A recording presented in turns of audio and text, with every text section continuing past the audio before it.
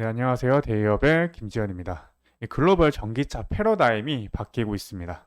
유럽의 전기차 수요 둔화, 그리고 이 폭스바겐의 이 공장 철회 등 이 전기차에 투자하시는 분들이라면 이러한 뉴스 때문에 많이 좀 위축이 되셨을 겁니다. 그런데 정말 이 전기차 이 성장이 조금 둔화가 될 것이다 라고 생각을 하시고 계신가요? 최근 인도가 이 전기차 보조금 지급을 이제 결정을 했다고 합니다. 여기서 우리는 이러한 단순히 이 뉴스로만 끝날 게 아니라 이 시장에 대한 이 생각의 전환점이 이제 앞으로 좀 필요할 때입니다. 오늘 제가 말한 이 생각의 전환점이 어떤 부분인지 이번 영상에서 속 시원하게 풀어드리도록 하겠습니다. 일단 아까 얘기 드린 이 이슈에 대해서 다시 한번 언급을 드리면 인도가 이번에 이 전기차 이 지원금으로 이번에 13억 달러를 지원을 한다고 밝혔습니다. 그러니까 우리나라 돈으로 1조 7,400억 원에 되는 이제 가량의 보조금 좀 지출하는 이 PM 이 드라이브를 승인을 했다고 합니다. 심지어 이 자금들은 이 향후 2년 동안 지금 지원하는 것이 이제 골자라고 조금 밝혔다고 하죠.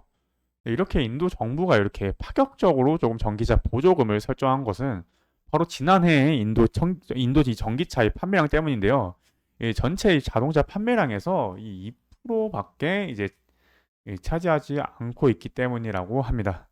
인도 정부는 이 신차 판매량 중 이 전기차 비중을 지금 2030년까지 30%로 확대한다는 이제 목표를 지금 설정하면서 굉장히 이 부분이 지금 크게 다가왔다라고 할 수 있겠는데요.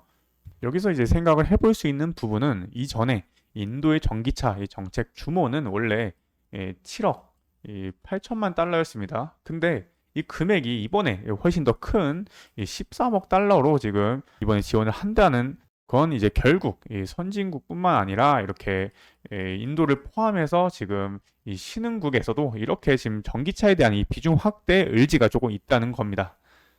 이번 이 지원금보다 적었을 때에도 인도 이제 전기차 시장은 2020년도에 이 5,000대 수준에 불과했던 게 2021년에는 15,000 그리고 48,000 그리고 2023년에는 이 승용차 기준으로 해서 이 9만 대까지 거의 이제 매년 이 2배 정도 성장을 하고 있었습니다.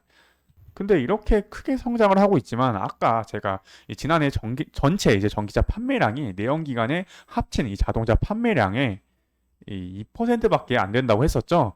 그러니까 이후에도 전기차 시장 전망은 그 이상으로 좀 기하급수적으로 이제 늘어날 수가 있다는 겁니다. 그런데 여기서 다시 한번 또 생각을 할 수 있는 부분이 일단 뭐 인도 전기차 시장 규모가 앞으로 좀 이제 크게 성장하는 건 알겠어. 그런데 결국 이 중국이 더 싼 전기차를 판매하는데 얘네들이 일단 점유율이 훨씬 더 높아지는 거 아니야? 라고 생각을 이제 충분히 좀 생각을 하실 수가 있을 텐데요. 근데 인도는 이제 중국하고 좀 대립하는 구도입니다. 원래 얘들이 1962년부터 이제 국경 분쟁을 조금 벌였다고 하고요. 2020년에는 이 유혈 사태로 양국에서 40명이 넘는 이 사망자까지 좀 발생하는 등의 외교 관계가 조금 냉각 상태에 이른 상황이라고 합니다. 그 증거도 한번 볼 수가 있는데요. 이게 작년 이제 기사거든요. 지금 현재 이제 중국 전기차 1위 기업인 이 BYD가 원래 인도 공장을 좀 설치를 한다고 했었는데 이때 인도 측에서는 이 보안상의 이유로 거절하기까지 했습니다. 그래서 현재 이제 2024년 이 3월 기준으로 해서 이 현대차가 이제 점유율 2위를 기록을 하고 있고요. 그리고 그 밑에 기아가 이 6위를 기록을 하고 있습니다. 네, 인도 시장에서도 지금 이 국내 기업들이 좀 안정적인 좀 점유율을 차지하고 있는 상황이다라고 보시면 됩니다. 그러면 앞으로 이 인도 시장이 결국 이렇게 좀 크게 성장을 할 수밖에 없겠죠. 그러면 그에 따른 이 국내 시장 또한 영향을 받을 수가 있다는 부분을 꼭 그리고 이제 봐야 될 부분이 이러한 인도 시장만 있는 게 아닙니다. 이 신흥국인 인도가 이러한 부분을 보고 있다면 다른 이 신흥국가인 뭐 중동이나 이 동남아의 상황도 당연히 한번 봐야겠죠. 이 중동 같은 경우는 2023년 기준으로 해서 쭉 올라가는데 이게 연평균 성장률이 28.1%나 된다고 합니다.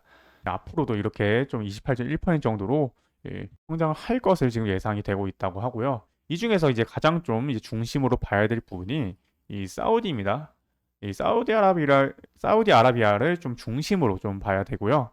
이 사우디 같은 경우는 이게 2030년까지 연간 50만 대의 전기차를 지금 생산해서 이 수도 리야드의 전기차 보급률을 무려 30%까지 조금 끌어올릴 계획을 추진 중이라고 합니다.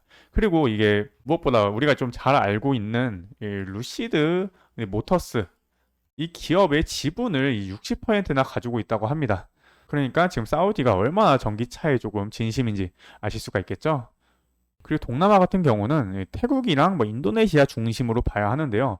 특히 태국 같은 경우는 이 자국 전기차 산업에 좀 투자를 하고 있는 상황이라서 약 이 8조 6천억 원의 이 투자를 하고 있는 걸 조금 예상이 된다고 합니다.